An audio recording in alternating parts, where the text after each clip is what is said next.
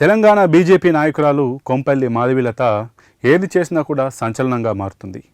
ఆమె కొన్ని రోజుల క్రితం రంజాన్ శుభాకాంక్షలు చెప్పడం ఒక సంచలనంగా వైరల్గా మారితే ప్రస్తుతం ఆమె తన యొక్క ట్విట్టర్లో ఒక వీడియోని విడుదల చేసింది.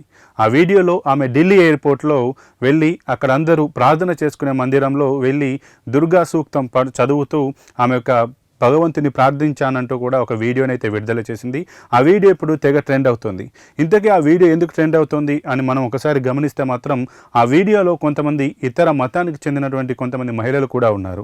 ఇక ఆ వీడియో రిలీజ్ అయిన తర్వాతకి కొంతమంది మాత్రం ఆమెకు సానుభూతి పరులు మాత్రం ఆమె మంచిగా చేసింది, దేవుని ప్రార్థించింది, అందరూ కూడా అలానే ప్రార్థనా మందిరాల్లో ఆ దేవి దేవతలను పూజించాలి అంటూ కూడా కొంతమంది ఆమెకు మద్దతుగా మాట్లాడుతుంటే మరికొంతమంది మాత్రం ఆమె చేసిన తీరు పట్ల చాలామంది ఆమెను వ్యతిరేకిస్తున్నారు. ఎందుకంటే అక్కడ ఒక ప్రార్థనా మందిరం ఉంది, అక్కడ ఒక వర్గానికి చెందినవారు, ఒక మతానికి చెందినవారు ఉన్నారు.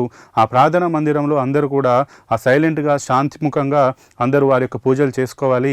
కానీ అలా బయటికి మంత్రాలు చదువుతూ ఒకరికి డిస్టర్బ్ చేసేలాగా చేయకూడదు, పూజ చేసుకోకూడదు, కరెక్ట్ కాదంటూ కూడా ఒక వర్గానికి చెందిన మంది మాత్రం మాట్లాడుతున్నారు. ఈ రకంగా మాధవీలత ఏదైతే వీడియో విడుదల చేసిందో ఆ వీడియో పైన భిన్నాభిప్రాయాలు వ్యక్తమవుతున్నా తాను చేసిన పనిని మాత్రం మాధవీలత సమర్థించుకుంటుంది.